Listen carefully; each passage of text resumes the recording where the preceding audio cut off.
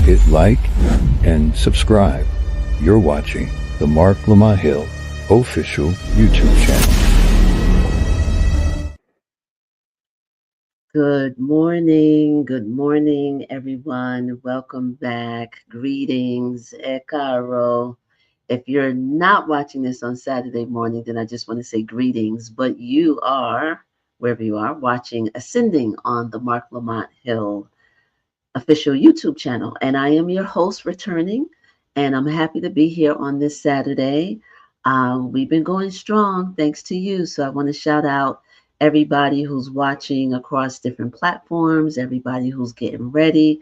Let us know where you are watching from. I'm going to give you a couple of moments just to get situated. We got in another amazing conversation. I don't like to say interviews, but conversations that are coming up.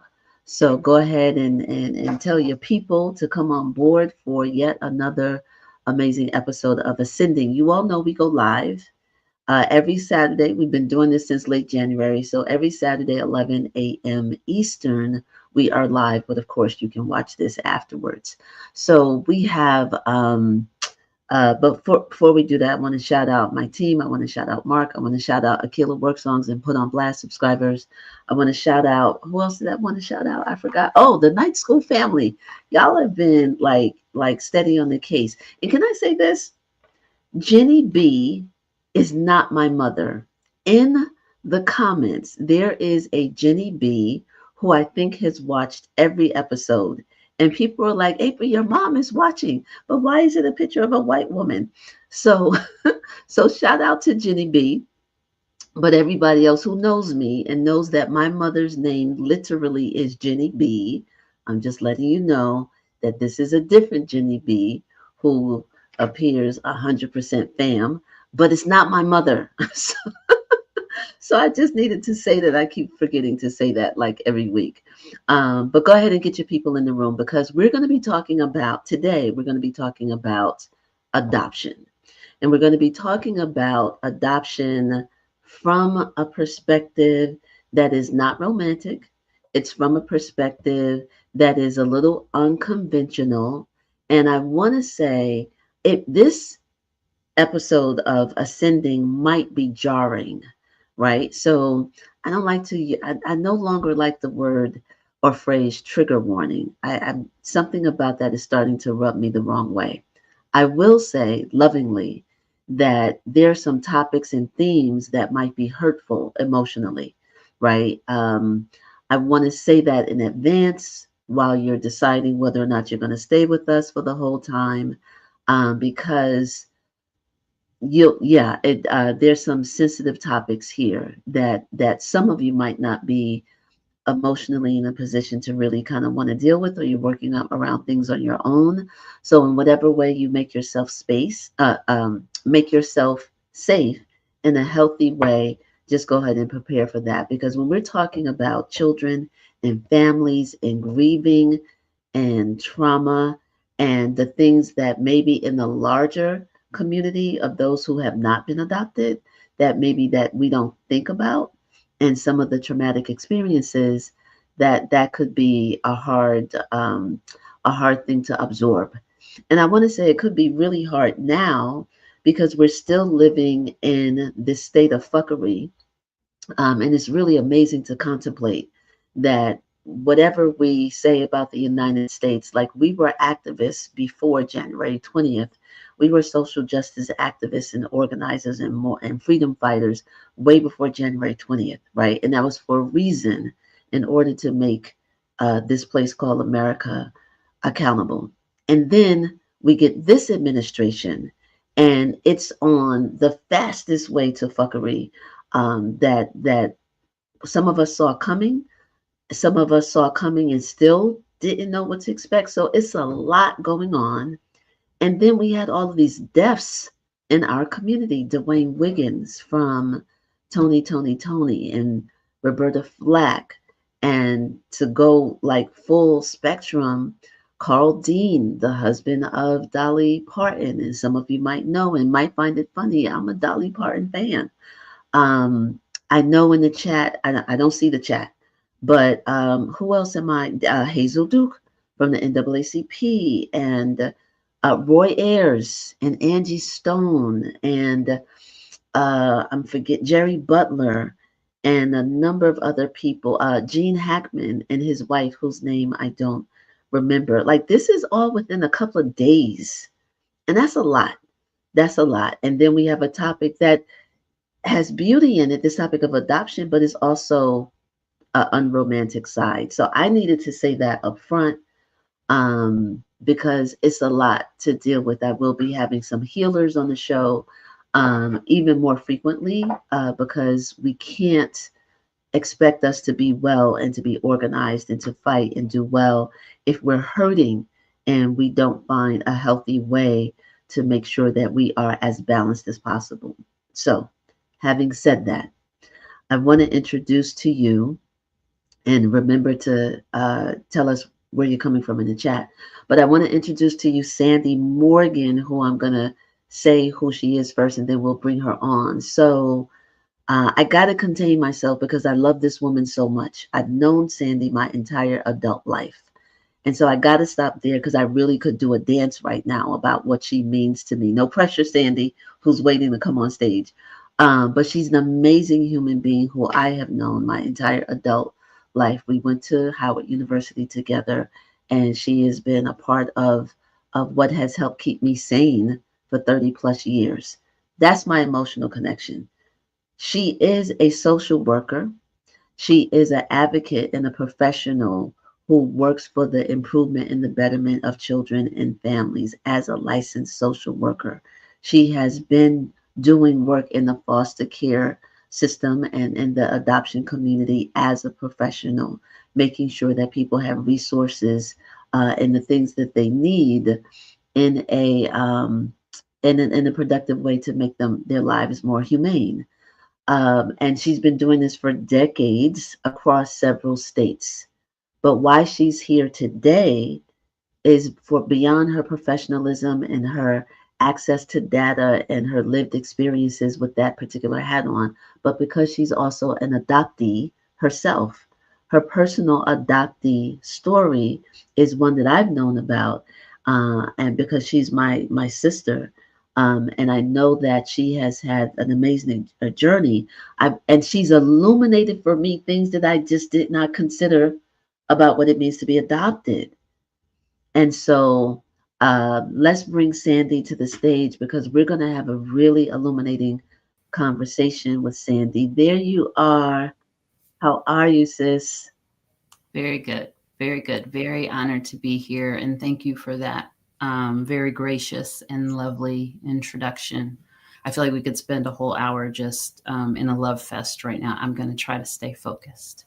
See, that's what I was saying. Like, I could do a dance and I could just tell stories and all of that. And that's, there's value there. But for the purpose of now, it's your professional work, your humanitarian professional work, and the way that you give a damn about children, the way that you give a damn about families, and the way that you really care about people having a holistic understanding. Um, at the very least about what it means to be adopted is why I wanted to bring this conversation to the forefront. So, with that, as we jump right in to this conversation, tell us a little bit about your, I would say, unique story and journey. How you got to be Sandy Morgan Caesar when you were born somewhere else and with a different name. Yes. Thank you for that.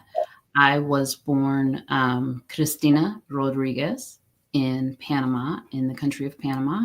I was born to a 14-year-old mother. She was at the time living with her West Indian godmother in Panama. All of this is in Panama. She had me, took me home from the hospital. Her intention always was to parent. Once her godmother passed away, and this is all within the first year of my life, she had to return to her mother's home. There was a stepfather there that, resulted in conflict. My mother, my first mother, was sent away to what I believe was like a juvenile detention center type place, maybe. I stayed in the home with my grandmother, my abuela. And ultimately, my abuela made an adoption plan for me. My first mother did not have knowledge, nor did she give consent to this plan. And I was placed with a Black American family, U.S. Air Force, that was stationed in Panama at the time.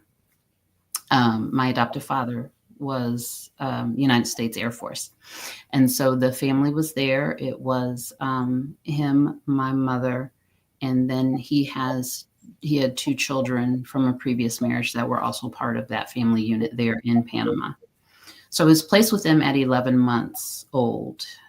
And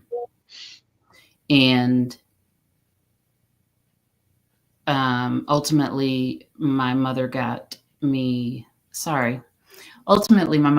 naturalized a U.S. citizen. And at the age of 3, the family then moved to the United States. And I grew up in Dayton, Ohio. I will just kind of fast forward through the rest of it. My mother was very supportive about as far as talking about adoption. I learned at about the age of 4 when I was pestering her for a little brother, and finally just said, well, just adopt me one if you can't have one. And I think she took that cue from me, that I knew the word, I used it in the proper context, and that was her cue to sit me down and tell me that I was adopted. I am, born in the late 60s. And that was an era where social workers were still telling families to just take the child home, love them. You don't need to necessarily discuss this. My mother was an incredibly empathic person. She definitely had her blind spots and her faults, but with regard to my adoption, she was always perfect in her response to me. Perfect in her response, supportive. She never made me feel it wasn't something that I could talk to her about. And I did revisit the topic with her throughout my different developmental stages of childhood. So speeding along again, maybe 1988, 89, I was doing some searches on the internet. I had my very first computer in 1997. This was way pre-Facebook time. It was very, the internet was not what it is today. But I was still doing searches. I was finding a lot of things, International Soundex Reunion Registry. I registered on that. I was writing all the talk show hosts, Phil Donahue, anybody who had reunion stories at that time, I would write my story into them. Nothing was coming of this. And ultimately, I found a website on the internet called Panameños Alrededor del Mundo, so Panamanians from around the world. I literally emailed every Rodriguez registered on that website. Told them my story, told them the names that I had. I did have my birth mother's name and her parents' names on the adoption record that my mother had shared with me very early on, and just said if anybody thought they could help me. One person responded to me that he really did think he could help me. He was in Panama. He was a federal government worker at the time. He has since retired.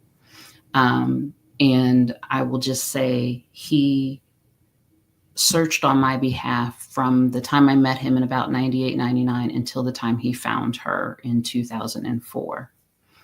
He found her through the voter registration records. It was an election year in Panama that year. We spoke on the phone for the very first time exactly 21 years ago, 2 Fridays ago, February, whatever that date was, 28th maybe. We spoke on the phone. He facilitated that. And then that was February of 2004, and April of 2004, I was on a plane. And so met her mother, all of my aunts and uncles, lots of cousins, big Panamanian family. Yeah, so that's my personal story. I do not know anything about my biological father at this time. It seems to be a secret that only my abuela and my birth mother know. And my abuela passed away just this past December. So she took it to her grave, and I believe that my first mom may do the same. Um,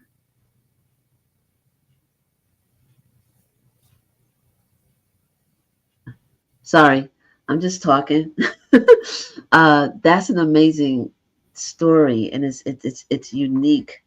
And I want to kind of go back just a little bit because you said that your mother, your first you used the phrase your first mother, talking about your biological mother. I had not heard that phrase before. Your first mother, your adoptive mother, you said was very open, and you have some opinions about the openness or the lack thereof with adoptive families and the children that they adopt. Can you talk about that a little bit? Because like you said, you were born in the late 60s, and the vibe of the day was don't say nothing, right. but you have a different perspective. For sure.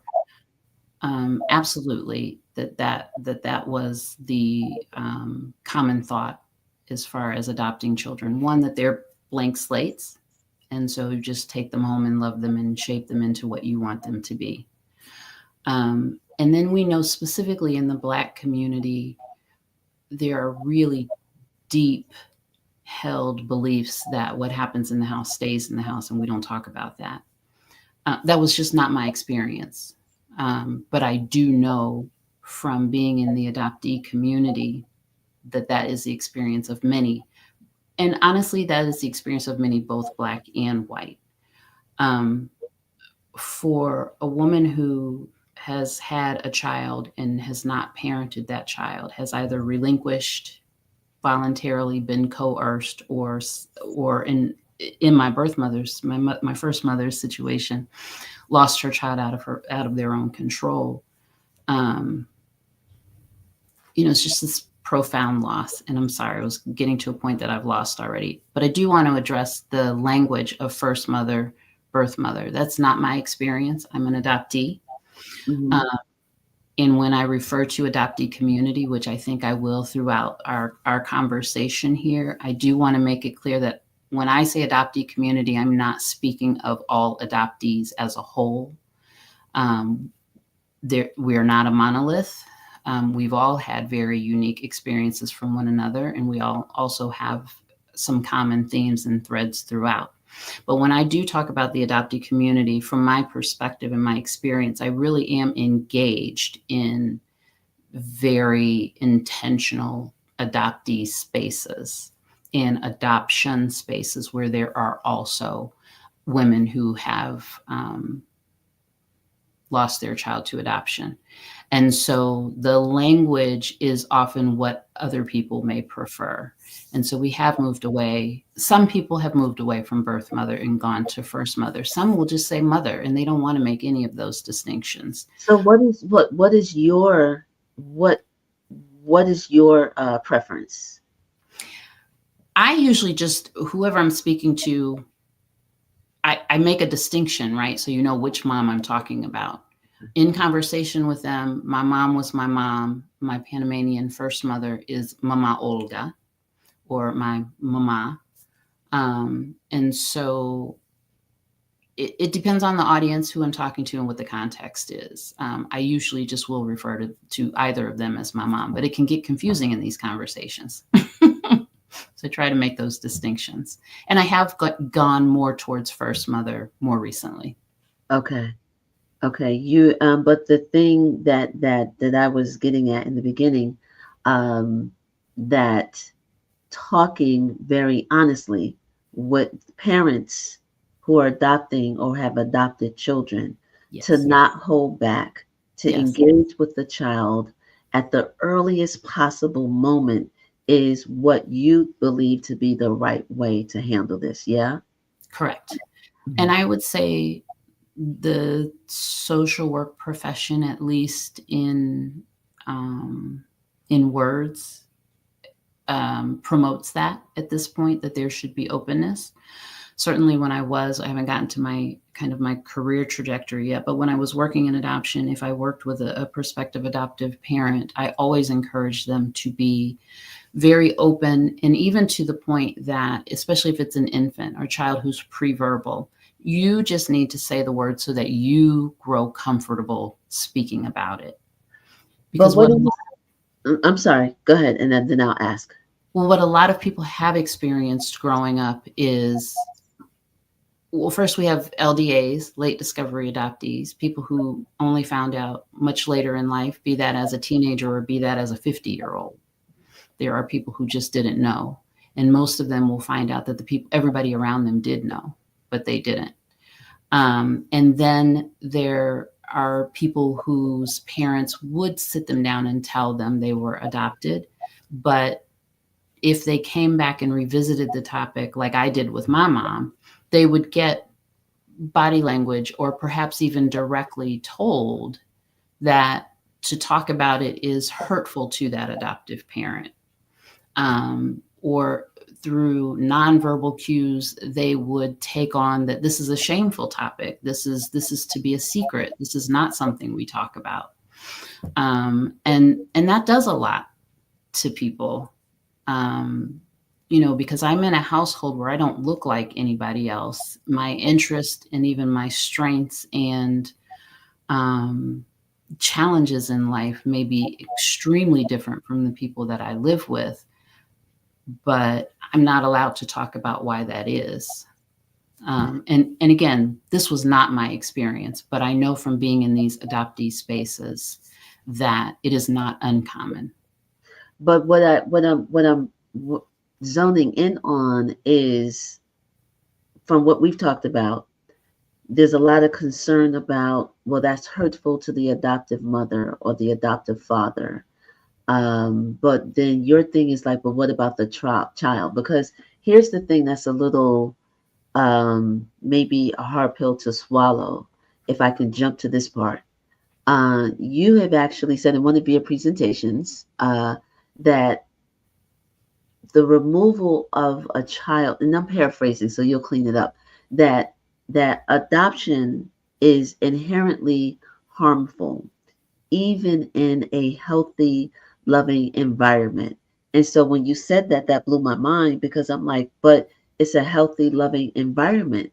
How is that harmful? How is there grieving? How is there loss? Yes. So explain that, please. Yes. So this is a conclusion and something that I began to say a lot after having so many years in child welfare, and not speaking even specifically about adoption, but just the removal of a child from their biological family, right? Because in the foster care system, that may be done with the intention of trying to reunify. Whether those efforts are true or worked sincerely or not is a different subject. But the removal of a child from their biological family and the removal of an infant from their mother is harmful inherently, right? And when you talk about abuse and neglect in the child welfare system, yes, removing them might be the thing that saves their life. This has been the thing that I have been saying now for a couple of decades, right? It may be the thing that saves their life, but we have to acknowledge that we still have done harm. This is their family. This is who they know. This is all that they know. And even if you go back to an infant being separated from their mother at birth, right? A lot of adoptees were removed at birth. Their birth mothers never even got to see them or hold them ever. They were immediately taken away. But we recognize that a puppy needs to stay with their mother for at least 8 weeks. And we don't offer that same humanity to a human, right? So our lives and our relationships don't start at birth or at 11 months old when I was placed with my family or at 3. Our lives started in utero. And we know our mothers. there's no more intimate relationship than that. We know our mothers intimately. We are sharing the foods that she's eating. We know her taste preferences. We know her voice. We know her sleep and wake routine. We are comforted by her movement. We have a bond in a relationship. And when we are born, we seek that voice. And there's, I can't quote studies, but there's science behind all of this, right? This is not me romanticizing this. This is science. There is a bond there. In the adoptee community, there is a book that was actually written by an adoptive mother, Nancy Verrier, and I'm going to mess up her name, but it's called The Primal Wound. The book itself is controversial among adoptees for a number of reasons. But the basic Sandy, are you saying womb or wound? Wound.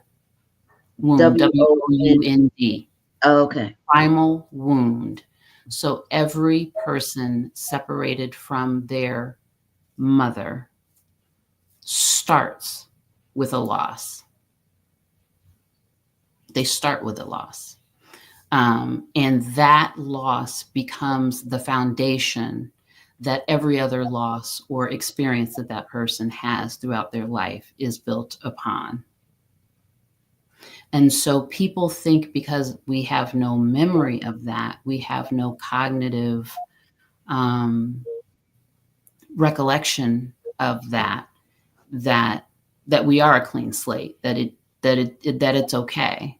Right. But at 11 months old, even in my situation, if I had been in a car crash and lost my parents, people would have rallied around me and that poor child who lost her mother. Right. But I literally went from being with my first mom in one home with her godmother to being in another home with my grandmother where my mother was not, to now being placed with people I don't know. And not only do I not know them, but they don't speak the language that I've heard for the first 11 months of my life and in utero. They don't eat the foods that I've been exposed to, all of my life and in pre-birth, right? Everything about it is different. I have literally been placed with strangers. And in the case of adoption, certainly there are relative adoptions and things like that that are outside of what I'm talking about. But for the common general idea of adoption, it is children placed with strangers. And in this household of strangers, I don't have anyone who reflects back, who mirrors me. And so, yes, it can be the most loving and the most attentive environment, but I'm missing the thing that, and some of us in the adoptee community call it kept. The kept person has and takes for granted often, right?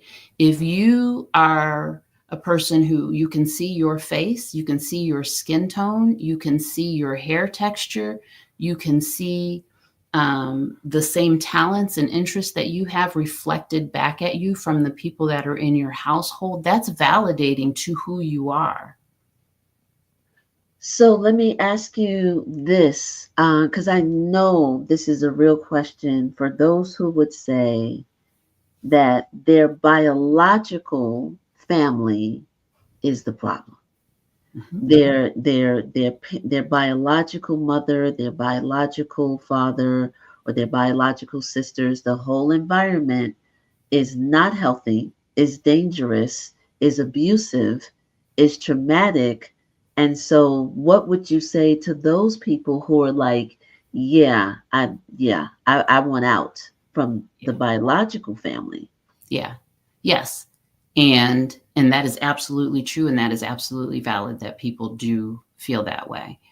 I will tell you in my experiences working with children, you don't immediately come to that. You may have that later in life.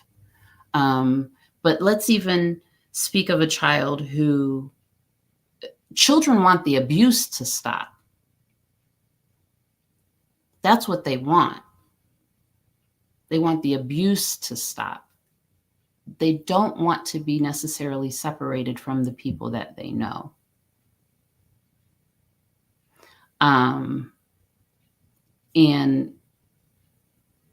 yeah, I don't want to get too much into the flaws of the child welfare system, but once we've removed that child, and I am thinking of a specific situation, right, where it was a mom and her daughter, and I think her 6-year-old daughter or younger told someone in the school that she was being sexually molested by the mom's boyfriend. And so this child was removed from the home. Mom did exactly what she was supposed to do. She kicked that SOB out of her home and cut ties and cut all communication with him, any access to him.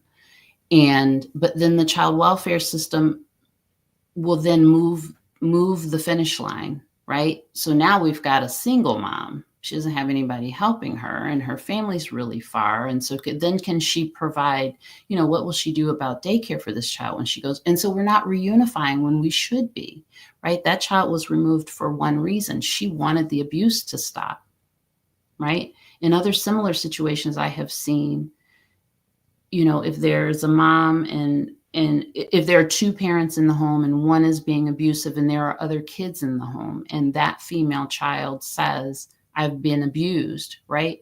Everybody else gets to stay in the home. I've seen this happen, right? The brothers and everybody else, and she's taken out. And I sat in a meeting for a child in exactly that case. And I said, that child is thinking, I wish I had never said anything, because now she's been punished for what someone else did to her, while her brothers and her mother all remain a family unit. Now she's somewhere that she doesn't know. All she wanted was for the abuse to stop. I think that perspective of they're the problem, I'm glad to be away from them, is something that we gain later in life with a more mature understanding. But children want to be with their families. And every child I ever encountered in foster care wanted to go back home. I think the topic gets really, really complicated, to your point. And I'm glad that we're reminding people that you've been in these spaces as a professional and as a humane human being, and you have some of your own experiences, right? So you're speaking about some things firsthand where even the adoptive home isn't, ideal, or those relationships aren't ideal. Let me insert something here, right? Just for a minute. This is some of you who've been watching us for a minute on Ascending. I've been bringing about books, and I hope we can put this in the comments, but talking about horrible scenarios and horrible homes. I want to give a shout out to Dr. Stacy Patton. It was 2008. She wrote a book called That Mean Old Yesterday. Read it from cover to cover. It was hard to read, so I can't even, let alone to live, from her perspective. But it was illuminating. That Mean Old Yesterday by Stacy Patton.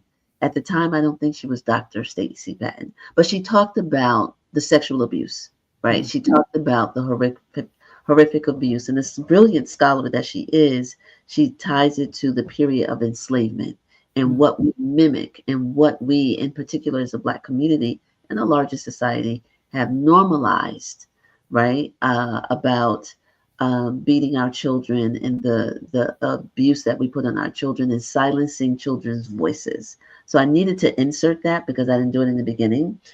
So everybody definitely picked that. And she's done other books, and it's a whole movement where she's centering children.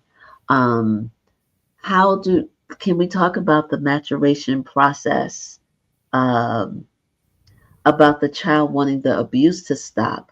But that makes it complicated, because if the abuse and the abuser are synonymous, then how do we reconcile, this system that is in some ways just a marketing ploy? We've talked about that how adoption is all of, you know, there's this marketing ploy and it's romantic, and you were the first person to help me to understand, like, what was it, World Adoption Day that happens in November. Then there's a movement to say, can we talk about the adoptee and not adoption and not romanticizing it? So the question is, this maturation process, this understanding, um, that there are many layers and that the abuse is the abuser. So we want that to stop too. How do we reconcile all of these things is what I'm trying to, not so great, but trying to articulate, you know? I think I even want to take it back a little bit further, right? Because we got, I took the conversation there, right, to kids in foster care, kids adopted out of foster care, and they were removed because of alleged abuse and neglect, right? But I really do want to go back and center this adoptee voice, that not all of us went through that system. Not all of us were separated from our families because of abuse and neglect. There are a lot of ways in which adoption happens. And I find that most people, when they think of adoption, are thinking about an infant adoption, right? And not the kiddos in foster care who have experienced those things. So I do want to take it back to talking about kind of this happy home. And that's what we as adoptees often get. When we do tell our stories, we get invalidated. We get, people try to silence us by saying, that's just your story. I'm sorry you had a bad adoption experience. That's just what you went through. But my, mother's, uncle's, sister's girlfriend, was adopted and she's just fine. And so our voices are invalidated. So the whole movement to change November specifically from National Adoption Month to National Adoptee Month is to elevate these voices. And this is one reason I'm so happy and excited that you asked me to be here to talk about this. And I do want to kind of stick with adoption, because there can be a happy story. There can be an absolute happy story. When you talk about complicated and complex and even feelings, right? My own personal story, I would say that I had a good adoption, right? I had a mother who loved me, who was open, who supported my desire to search, who understood that if she were in that situation of not being with people that she was biologically related to, she would want to know. I had a good adoption story in that sense. And I had a lot of privilege that I gained through my adoption. I also experienced a lot of hardships. I was sexually molested for a number of years by my stepfather. But you talk about duality, or talk about complexities, right? In children in the maturation process. Even with that, I don't know who my biological father is. My adoptive father, we came to the States when I was 3. My adoptive father died when I was 4. So this stepfather is my dad. He's the only real father figure I have any cognizant knowledge of or memories of, right? And he was abusive. And not just those years of sexual abuse, but he was an alcoholic, which I know is not your preferred term, but that's how I identify him. He was mean. He was incredibly verbally abusive to everyone around him. And at the same time, he was my dad. And I know from working with children in those situations that just because you hurt me doesn't mean I stop loving you. And it is very complex, especially to someone looking in from the outside. How could you, right? so it is very complicated. But I also want to say, again, going back to, people may look at that and what I just said and say, oh, she really didn't have a good adoption story, and that's why she says the things that she says about adoption, right? But I also know, being in the adoptee community, in adoptee spaces, that people didn't have any of that. They didn't experience any of those abuses, and they were still left wondering who they were, who they looked like, where they belonged. They were still left feeling that they didn't fit in where they were because everybody else is 6 feet tall and blonde, and I'm 5'2" and, red hair, right? Or whatever the case may be. And so they still have those feelings.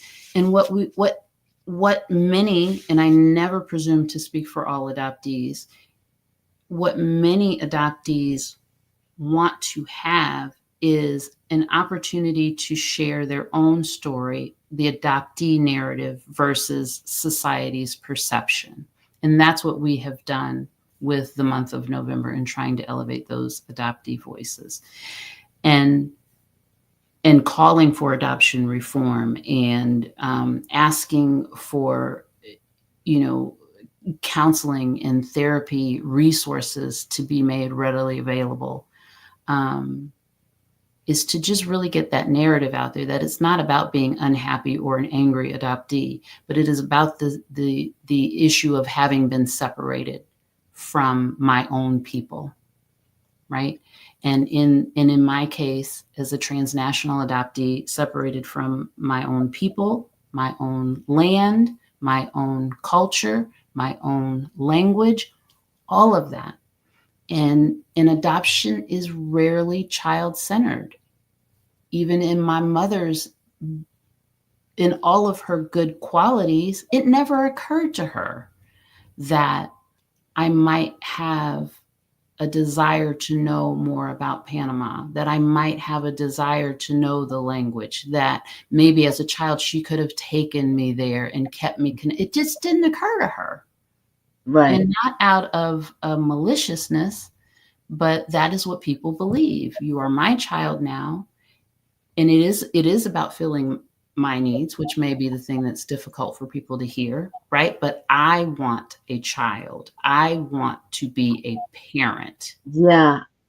I was gonna zone in on that because in some of the stories and things, this is very parent centered. Like you said, I can't have a child, or I am this. What am I trying to say, Sandy? I'm thinking of these celebrity adoptions, right?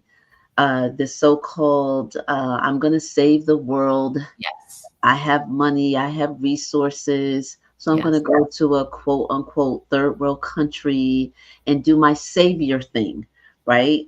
So, and that's a lot of ick there, right? But it is very parent centered, and to your point, which is why I so wanted to share with you here, virtually and publicly, that's not the best angle, and it diminishes and marginalizes the child. We have Absolutely. I'm going to read something. I wish adopted families with children of cultures not their own would try to forge connections with the child's cultural people, and not just one trip or one instance.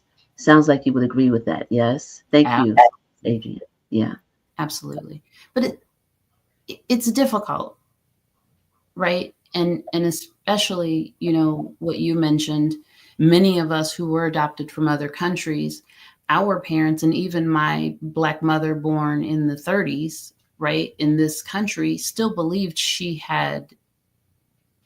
never said this. She never would say this, but I know from other comments that she made about her views on the U.S. being in Panama, right? There's some part of her that believes she saved me from something. And that is often what we hear as adoptees, is that we were saved from something awful and brought into something better. I would argue I was brought to something different,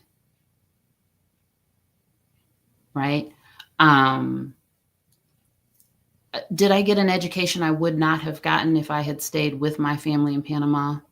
Probably, right? Like I said, I did gain privileges, but what did it cost me? Right.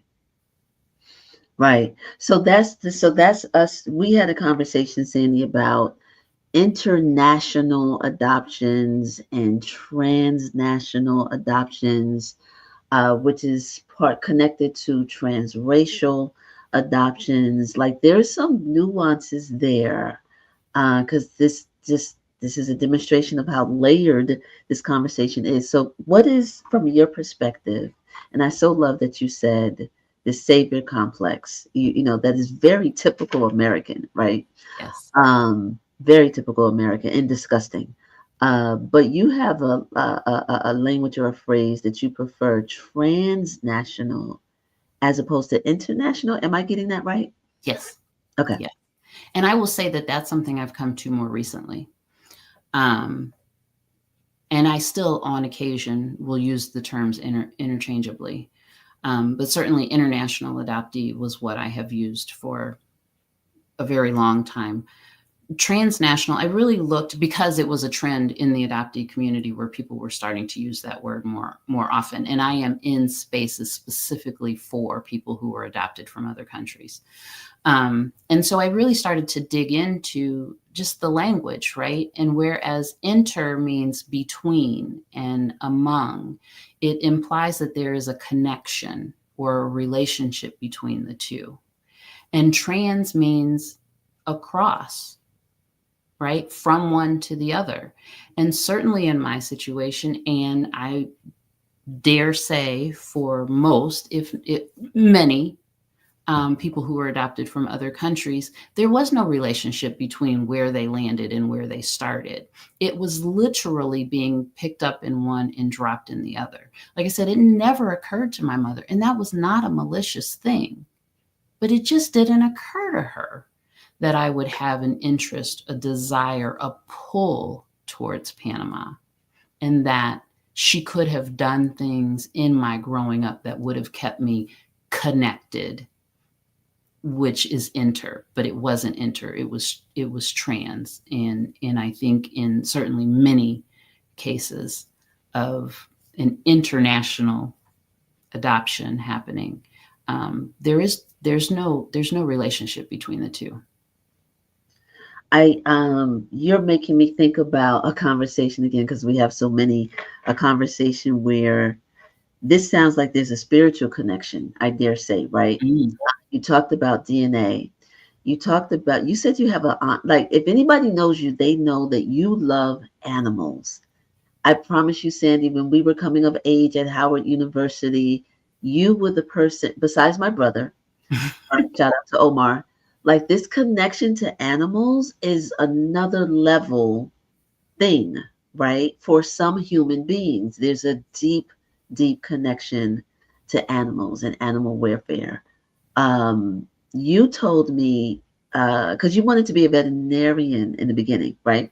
But the conversation we had was that your aunt, one of your aunts in Panama, had that same connection, and it didn't seem like it was a flimsy connection, but your interpretation was like, because it's in my DNA, or one could say there's a spiritual lineage that you're a part of that maybe hadn't been taken into consideration. Can you elaborate a little bit more or clean it up from what I said? Yes. I want to start first with what I've heard other people say, right? People are drawn to people who were born and adopted in the United States are drawn to some city. Like that's where they had never heard, been to, had exposure or connection to the city, but that's where they wanted to go for undergrad. And then they find out 20 years later that that's where their first mother grew up. Right. I've heard that time and time again. People are drawn to places and things, but you're absolutely correct. And not only, not only did that become very evident to me that my love for animals, my very, very deep love for animals came from a genetic predisposition for that.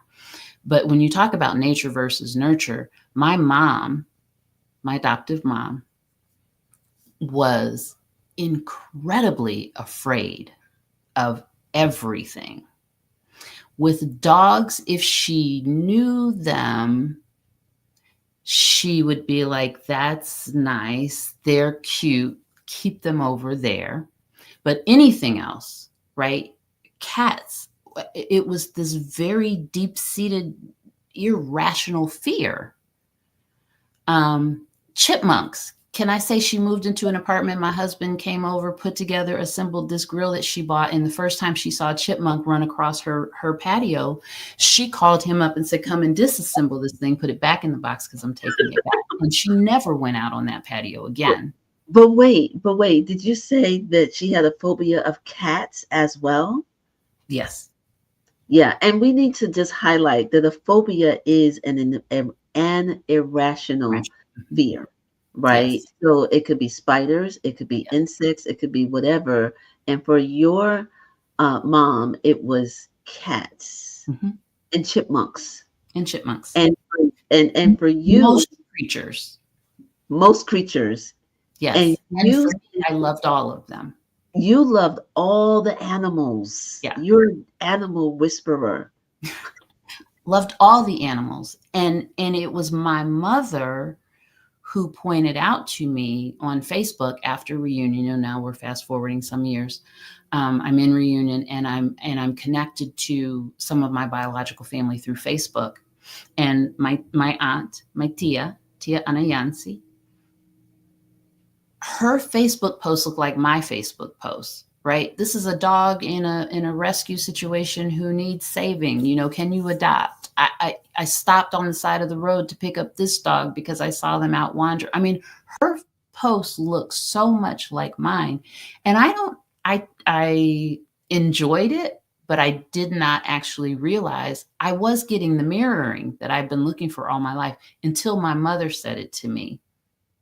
You and Anayansi post the same kind of stuff, all you and them animals, right? And so that is something that even growing up with a mother who was deathly afraid of animals could not be nurtured out of me. It was just that strong. And it is my aunt, it is my first mother, it is my grandmother. I have lots of pictures of her with dogs and cats and, 2 in the lap and 3 sitting next to her, right? So that pull is very strong. Absolutely. Sorry, I keep talking when the mic is off. This is so layered. And Sandy, I'm so grateful. I'm going to ask you if it's possible to reiterate or to state freshly as we close out, that thing that you wish the larger community, those who haven't been adopted, those who have not adopted, the misunderstanding that you just wish would go away. From your perspective, I really appreciate, can I say this first? I really appreciate that you're like, this is my story, my lived experiences, but it's also based on what you've seen as a social worker. Like that accounts for a lot. So all of that bundled together, what 1 or 2 things that you wish that the larger community would understand? Only 1 or 2. I think that let's start with every baby wants their mother. And so this is a loss for people who are adopted. It is a loss, and it is such disenfranchised grief because the larger society will not recognize it as such. But it is a loss, and it doesn't matter whether things were absolutely rosy from there on in. It is still a loss. And the other thing I would just say is listen to adoptees. Stop shutting us down. Listen to the voices.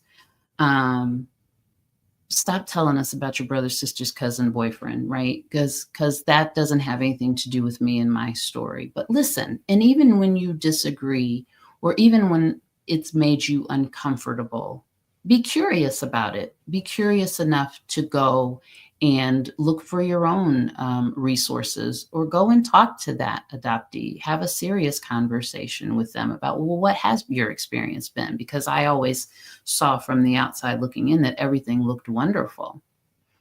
And that's not to say that an adoptee won't say everything was wonderful, right? We didn't get to this too much, but I talked to you about being in the fog. And adoptees have different levels of consciousness, and at different points in their lives may come to realize that adoption has impacted them much more so than they thought. And that can sometimes come as a revelation later on in life. But I know I said we were wrapping up, but I got to pull this out. The part that where foster care and the adoption process or the world of adoption is commodified, right? Tell the story. There's so many stories, Sandy, where sometimes the parents don't know that they're part of a I don't want to say, how do I want to say? They're part of a process that is not humane, that's geared toward quotas, or, some of this is a racket, is what Oh, I'm really trying to say. Some of this is a racket. Can we touch on that? Because that's real in a place like the United States of America and other places that commodify everything.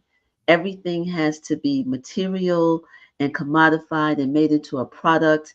And that's what's fundamentally wrong with this place, but it shows up in child welfare services or foster care or adoption. Can you talk about that? yes. I don't know that I can do it justice in the time that we have left, but you are absolutely correct that there is a lot wrong with the system. And it is viewed by many as an adoption industry, because that's exactly what it is, right? And this goes back to history. Georgia Tann, for anybody wanting to look something up, Georgia Tann really is the person. I believe she was a social worker. I've read the book. It's been some time now, who was literally stealing people's babies, right? There's a documentary out there that just happened last year on Korean adoptees and Korean adoptions, and how the country literally was feeding a supply, right? That there was a what is it? Supply and demand. There was a demand for babies. And so even after the war and all the things that may have left some children orphaned, they kept creating circumstances where children were orphaned and shipping the supply to meet the demand of Americans who needed babies. And our child welfare system today, there are people in the adoptee community, in the adoption community, who believe that adoption should be abolished altogether. I have to say, if I were talking on a spectrum between adoption is all rainbows and unicorns and abolition, I'm probably over here, closer to abolition. And I don't disagree with the points, right? If we could support people, we would have less adoptions. If we could support, honestly, genuinely, truly support people, put money into strengthening a family instead of paying strangers to care for these kids. If we could support people, we would have so fewer adoptions. If we could get rid of racism and addiction and all of the social ills, we would have far less adoptions. That's real. That's real. And I didn't know that there was an adoption abolition movement until some of our recent, conversations. So I'm glad that we got a chance to bring that up here. And yes, it's ideal. Oh, of course, if you get rid of racism, of course, if Black mothers and brown mothers and impoverished mothers, yeah, of course, if they had all of the resources, we wouldn't have adoptions. I know somebody's like, well, that's an ideal, and that could answer a lot of questions. But It's deeper than that. I think what it draws us to, tell me if you would agree, what it draws us to is an examination and the willfulness to create a society and institutions that actually care about humans and the progress of humanity, that is not steeped in commodifying everything and making everything a product, or making more money, and money at the expense of people. Like, that's the default setting Right. here and in other places. So we're talking about a larger deconstruction and a larger approach to humanity. So we would have less adoptions and a less lot of other stuff, right? Yeah, because children are removed from parents who are deemed bad parents because they don't have the resources to care for them in the way that the people making the decisions about removal believe they should be. Right? So people in this country are penalized for poverty and lose their children's because of poverty, and lose their children's because they are people of lose their children. Did I say children's?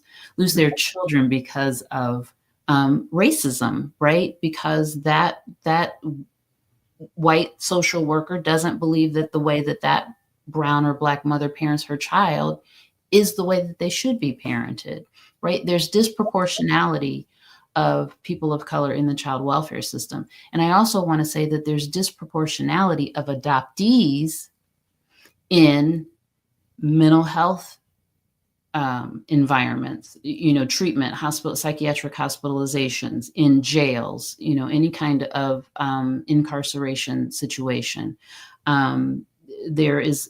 There are statistics out there that suggest adoptees are somewhere between 4% or 38% more likely to attempt suicide than a kept person.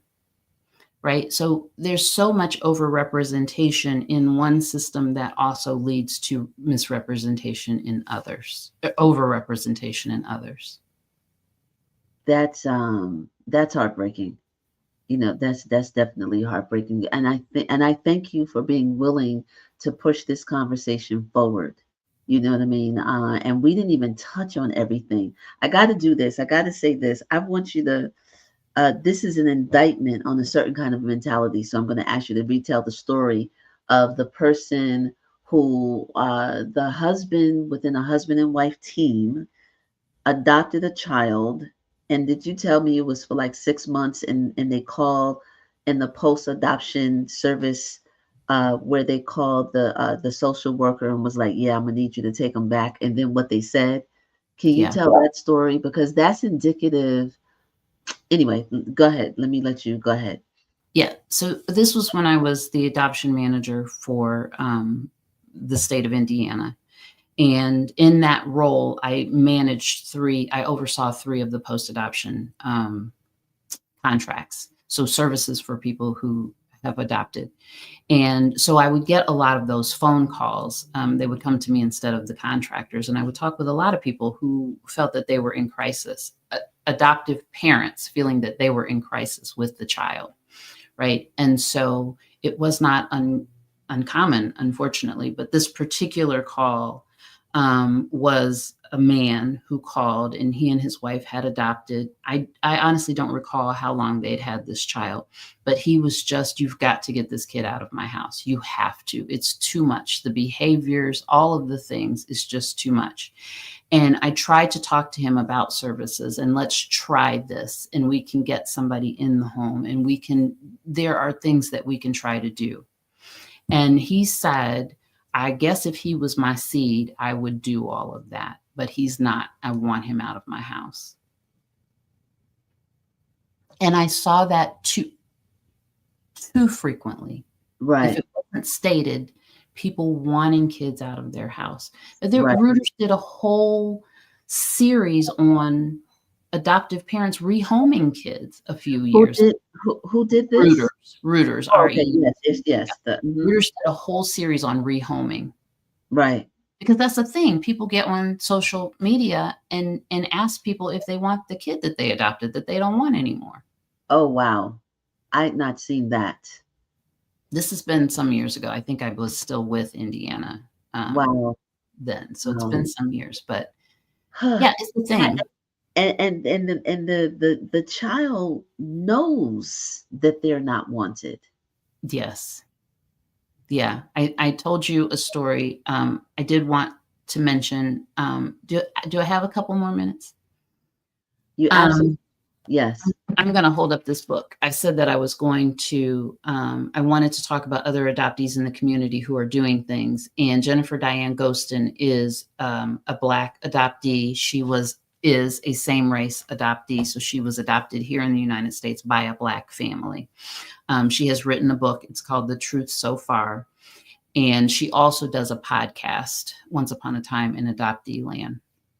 So she had a guest on who was a Korean adoption, is a Korean adoptee who talked about living in an orphanage for the first few years of her life, not knowing how to use silverware, not ever having her own room. I mean, this was the environment that she came from. And then she's placed with this American family. And I think she was about 6 years old. And after some time being with this family, the mother sat her down. I think the couple together sat her down and said, we are not actually going to go through with the adoption. We are not going to adopt you because you are too bad.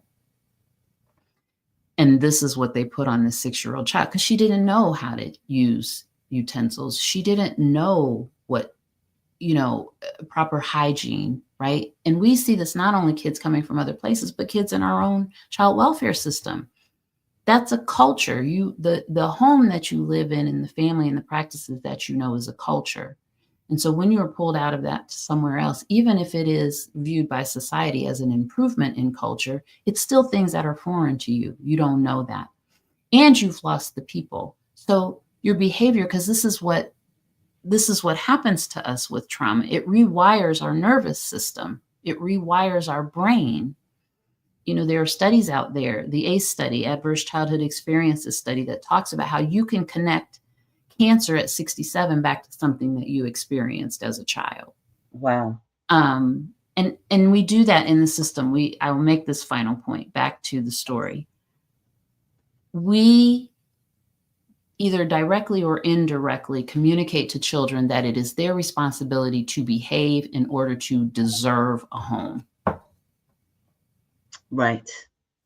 And that is not humane or civilized. Right. Right.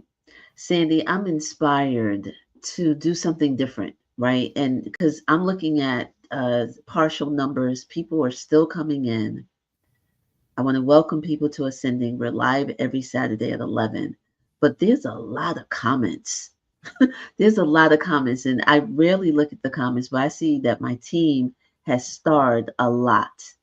And I think it would be fair and helpful if we can get some of those questions. So I'm going to ask the team, Drake Almighty, Kevin or Aaron, to yeah, there we go. Now some of these are comments, and I think some of them are questions, right, guys?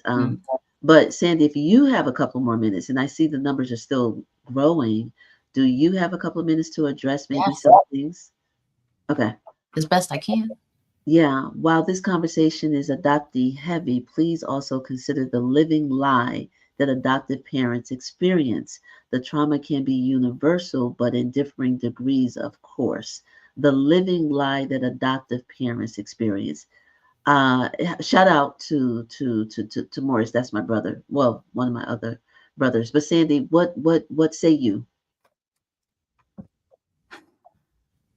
I would really have to sit down with Morris and talk this out to make sure that I'm understanding it exactly correct. Yeah, and I think you might have. Yeah, the adoption agency fought So nail. it sounds like, a personal experience that didn't, They lied yes. to my daughter, sent her to court, misguided her in the retrieval process. Yeah. Yes. I mean, yes, the system is bad. The system is bad all around. And again, you talk about these biases that separate children from their parents. And then the end goal is to Yes. I'm sorry, Morris and April. I'm having a difficult time forming what I'm trying to say.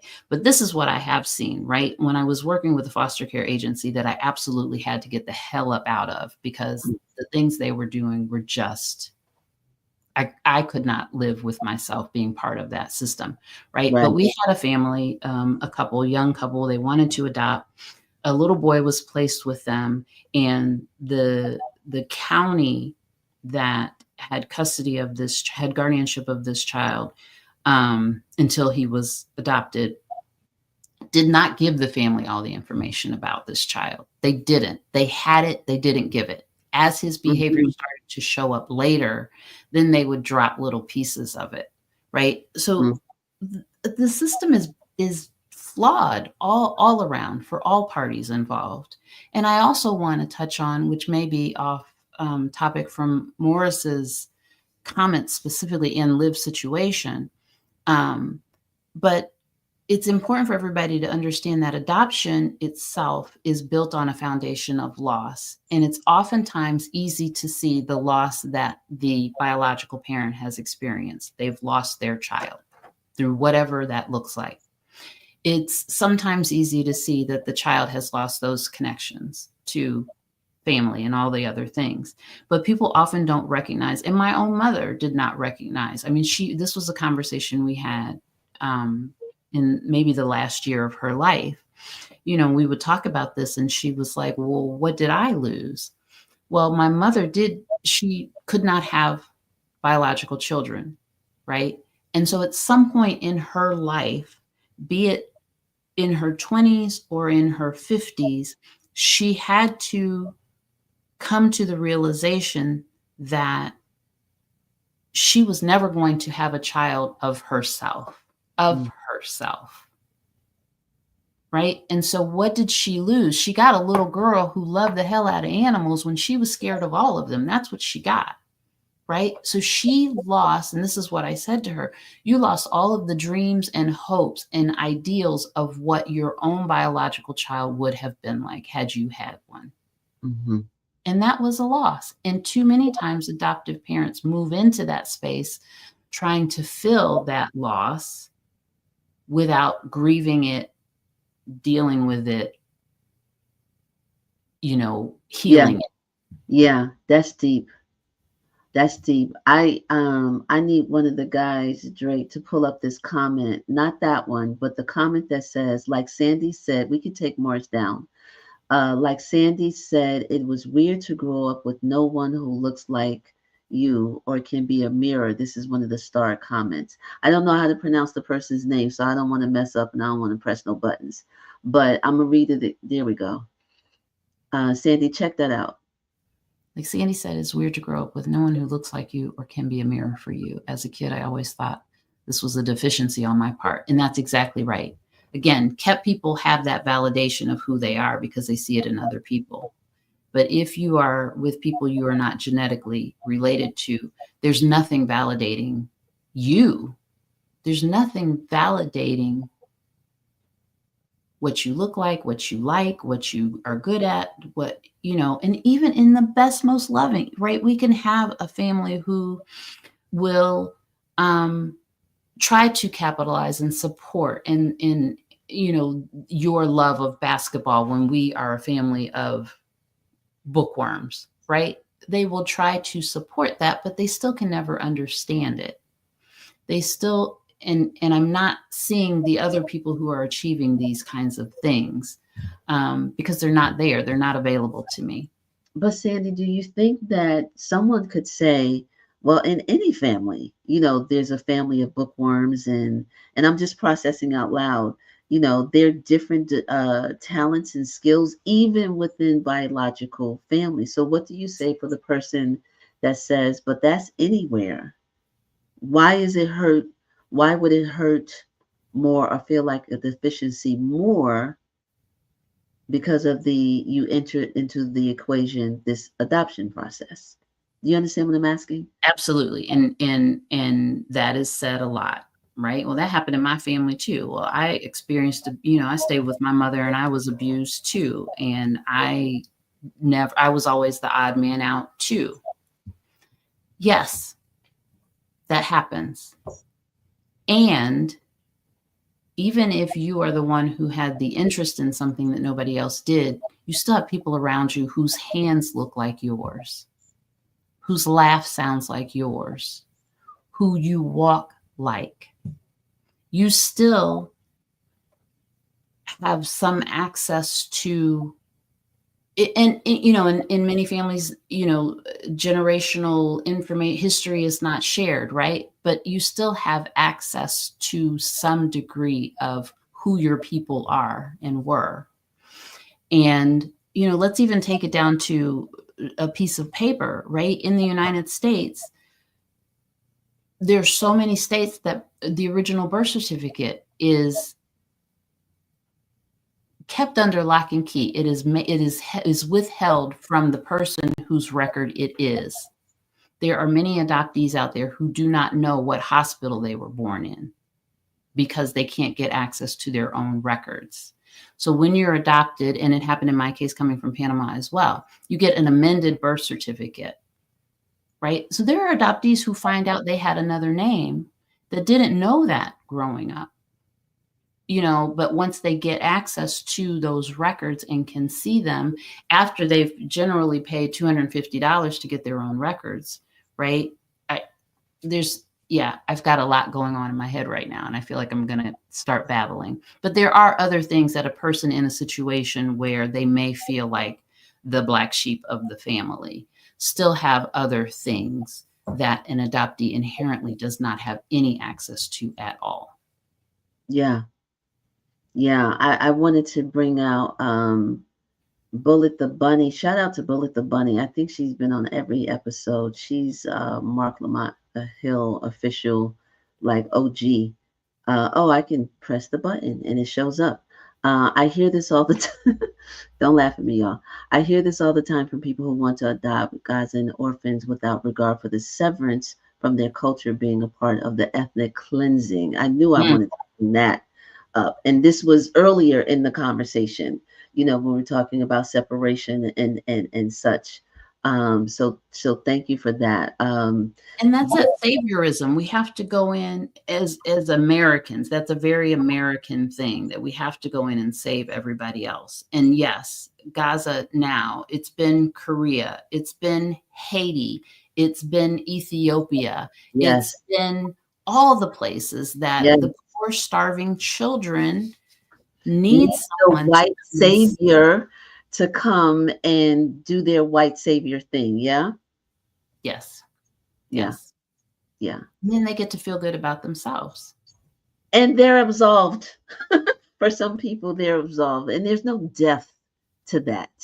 It's pure ego, arrogance, imperialism, and all of the things that we fight against. Sandy, oh my gosh. So we have to wrap. Yes. But I think I'm just thankful for everybody who is watching. Thank you to the regular Put on Blast folks who are here, the Night School family, Marc's people, just everybody. We hope that this was enriching. But Sandy, I want to thank you because this level of vulnerability and clarity of mind and your lived experiences, I think, just helps us, whether we're connected to that community or not.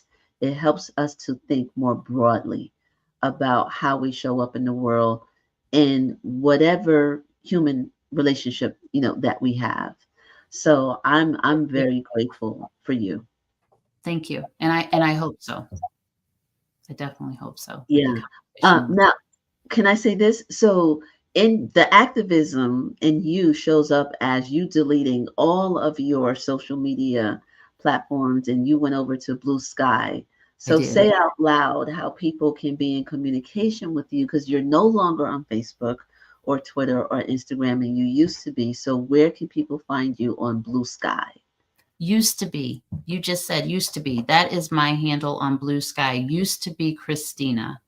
So it's USTABECRISTINA, as in I used to be Cristina. That is my handle on Blue Sky. And yes, left the meta world, at least Facebook and Instagram. Yeah. Yeah, like so many of us. But those of us who are still here, we're using it for good as best we can. I know. And Yeah, I want to come back every day because I miss people and the adoptee community and all of the things I right. miss a lot. But like, you know, we all have to do the part that we feel we can do. Absolutely. Absolutely. The way that I love you so much, Sandy, words cannot describe.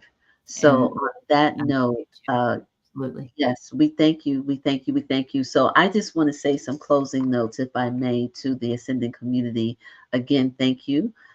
We're here every Saturday, 11 a.m. Eastern, doing the best we can with what we have. And again, thank you to Mark. So make sure that you share this, that you like it, that you comment on the watch page. I am also on social media. My name is right there on the screen, April R. Silver. Everything April R. Silver is where you will find me. So we'll be posting this and sharing this in the aftermath. So definitely want to remind people to let's keep this up. I think this was episode 8, I think. So shout out to everybody for keeping the word out. I think I've covered everything. Oh, geez, Louise, the resource page. My bad. Scott and I are working on the resource page. We drop in a lot of comment. I mean, we're dropping a lot of books and websites or whatever. So it's coming. It's still coming. I'm slow, but I'm a woman of my word. I'm slow, but not neglectful. So that resource page will live on AkilaWorksongs.com. And that's specifically for all of these conversations here on Ascending. So on that note, family, thank you so much. We will see you next Saturday, where we will bring to the stage Malik Yoba.